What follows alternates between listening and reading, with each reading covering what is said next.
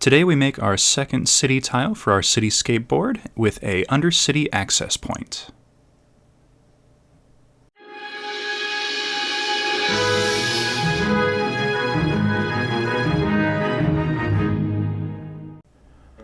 So like I said in the last video, I'm not going to go over how I lay out the city roads or how I make the little plaza walkways of the roads, but I am going to show putting them in place here.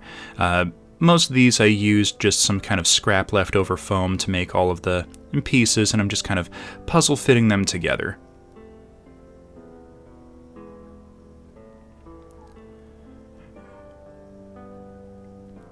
And then placing in a manhole cover. Now, I've tried a couple of different ways of cutting these free, and ironically, the end of a ballpoint pen is actually the best for gouging out the foam to embed anything in, so kind of gonna have to use that in the future a little bit more often. Then the same thing, gouging in all of the trenches and laying in all of the roads.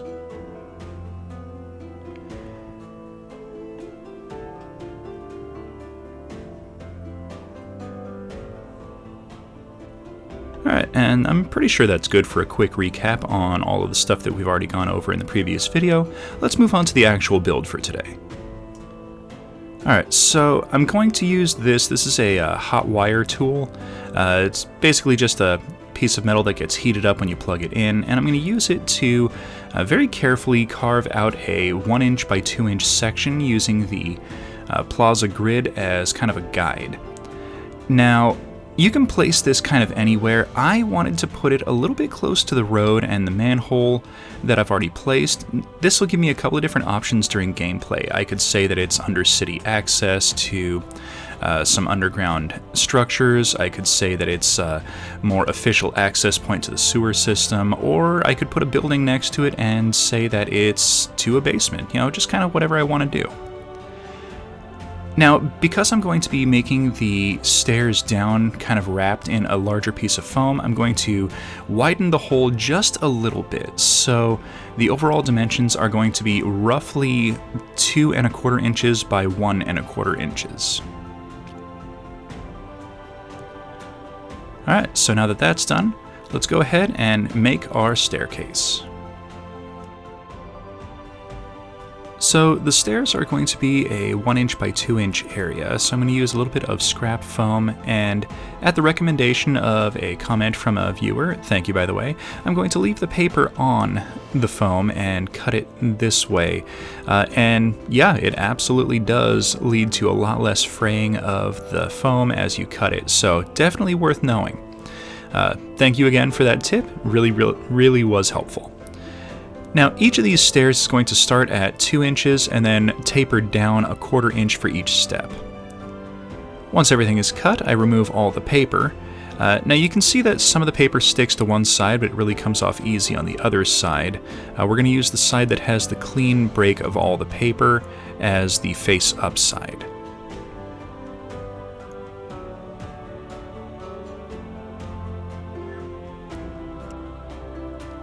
Alright, now that all the paper has been removed, we're going to use this. This is a texture roller I found on Amazon. It's got a really nice texture to it, as you can see right here. And I'm going to line up the rollers so that the same row on the texture is in the same place on each of these steps. And this is just going to be kind of for our stairs. Once all the texture was applied, I hot glued all the steps into place. Now, I'm taking all of the texture and kind of facing it all in the same direction to kind of create the impression that these are brick-laid stairs.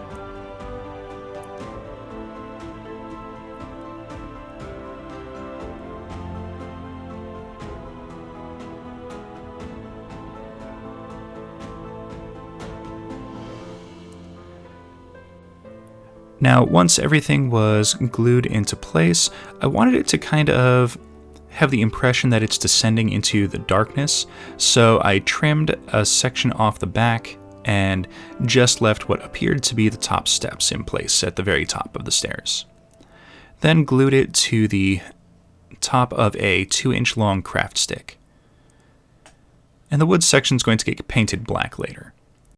Now to create the walls that are going to wrap around the stairs, I took a 1¼ inch wide piece of foam and applied the same texture. And I did it in the same fashion as the stairs themselves, making sure everything lined up and maintained a consistent pattern. Now, the first couple pieces here I actually trimmed a little too short. They need to be 2¼ inches long for the long side, but only 1 inch long for the short side. And that's just so that everything can have a full wrap around and kind of interlock together for extra stability. Alright, so we're going to have a kind of very visible seam around the top of where the stairs are going to connect to the rest of the board. So I'm going to put together this. This is just a playing card that I'm going to use for the thinnest possible medium I can get my hands on. And then I'm going to take a few 10mm by 10mm bricks that I've made in the past. And this is just going to create kind of like a capstone that's going to wrap around the top of the stairs. Now I've marked out the center here. This is a 2 inch by 1 inch section, and I'm just going to trim that out so it's nice and hollow in the very center of the formation here.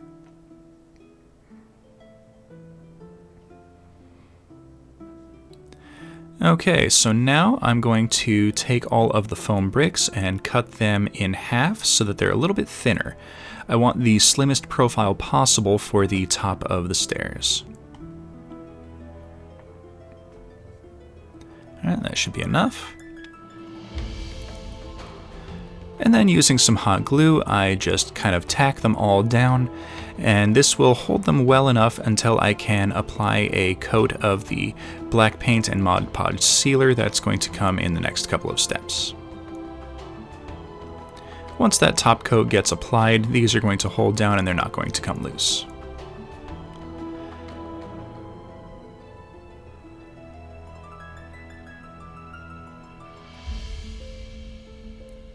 Now, because of the size, they don't all quite line up perfectly, so I'm going to have to trim one of them to fill a couple of gaps, but that's fine, it just adds a little bit of extra character.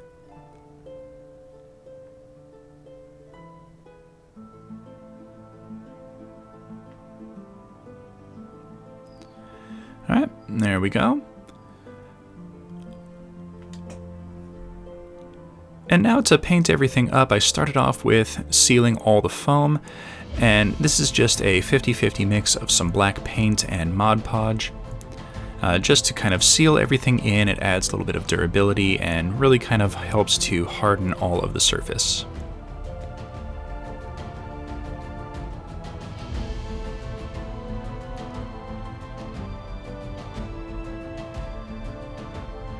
Alright, once that dried, I apply a coat of Artist Loft Gray in kind of an overbrushing fashion. At the very bottom of the steps, I left the wood section black, just to kind of imply that the stairs continue to descend past what we can see.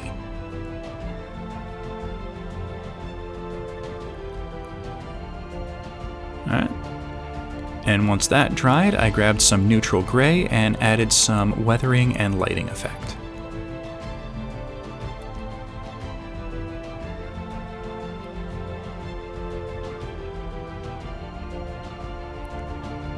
Now you can do these darker if you want a more darker appearance for your stairwell, but I kind of wanted it to be uniform with the rest of the board. Then to install the stairs in place, it's a little bit of hot glue on the two long sides, and this is going to be just a little bit of an initial hold as it slides into place. And then for the full fixed in place hold, I pull it to one side and squirt some hot glue into the crease, pull it to the other way, and do the same. Now, if you do this quickly while the hot glue is still in its liquid state, it all kind of lets you move it around before it all hardens. And then I'll put the cover over the top just to mask all of the seams. Alright, that is pretty good, but I want a kind of little hatch to cover the top of this, so let's go ahead and make our stairwell hatch. Now, for the hatch, I wanted it to kind of be like a really sturdy looking hatch or door, so I'm using a couple of these craft sticks. These are more commonly known as popsicle sticks. I got them from the Dollar Tree, and I'm cutting each of them to a 2 1/4 inch length, just to kind of give a little bit of extra size to the door, and this will also help it to rest on top of the capstone that we've already placed. Then it's just a simple matter of sticking them together with some hot glue. And while the glue is still warm, I can remove any of the excess that has oozed out. And then pulling it off of my mat after it's had a second to cool, I can remove the glue from the other side as well. Now, because the glue doesn't quite remove as easily once it's hardened, this side is going to be the bottom side of the door because it'll be less visible. Alright, so now I'm going to clip the 4 corners of the door just to kind of add a little bit of extra character. Alright, it's looking pretty good. Let's go to the board and give it a quick little test fit. So it sits on top pretty nice. Now I want it to be more than just something that's glued down, especially since we have the stairs underneath, so we're going to add a hinge onto it so that the door can open and close. So this is going to be done in a couple of different ways. I want it to magnetize closed so that it can stay shut, but also be freely openable. So I'm going to use these.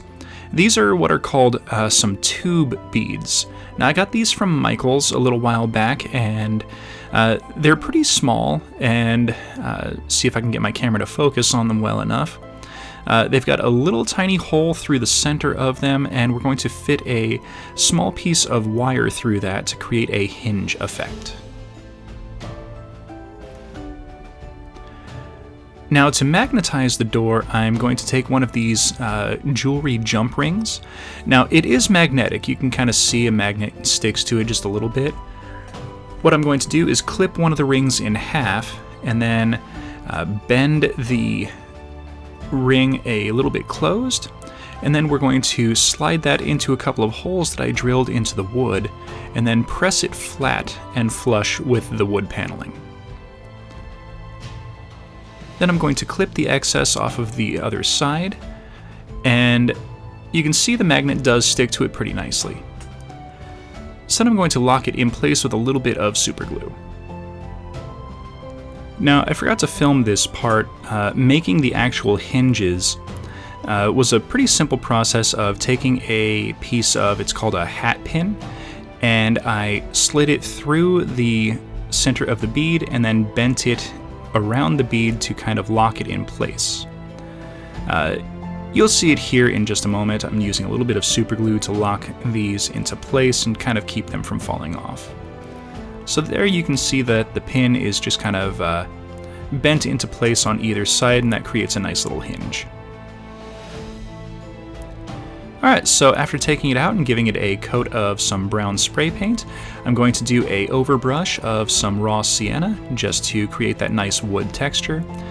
And I'm not really worried about painting over all of the hinges because they're going to get covered up by something else in a couple of steps. Then it's a little bit of some warm gray from Master's Touch to add that nice weathering. And I'm going to be sure and hit all of the sides, including the slim facings on all of the edges. So now I'm going to use these. These are some little strips of aluminum tape. I found them at Lowe's. It's essentially HVAC tape. It holds on ridiculously well once it's taped into place. And it looks like metal because it is metal. So what I'm going to do is I cut it out into this shape just to kind of give the impression of a metal hinge wrapped around the door and leading into like some metal reinforcements. So these will just kind of stick in place, hold the hinges on, and just kind of give a nice little extra look. So now I'm going to add a door handle, and this is essentially just going to be a little ring that's going to be glued in place. I'm going to put the ring on, kind of in between these two little holes, and then with a little bit of some gel super glue, stick this other piece of a jump ring through the holes, and that's just going to lock everything in place. It'll give a nice little visual without being overly complicated. And then I remove the excess glue with a piece of paper towel. Now to fit everything in place, I'm going to use a pair of tweezers and just kind of mark out where the holes are going to go. And then just kind of push the pin into place and just kind of slide it into the foam underneath everything. Alright, the hinge works pretty well. So now we can lock it in place with a couple dabs of some tacky glue, and this will dry clear, so you don't really need to worry about how it looks. And then I'm going to fit a magnet into place just to kind of allow the door to lock shut. Now, the magnet I'm using here on camera ended up not being strong enough, so off camera I did replace it with a larger magnet, and that did the trick perfectly.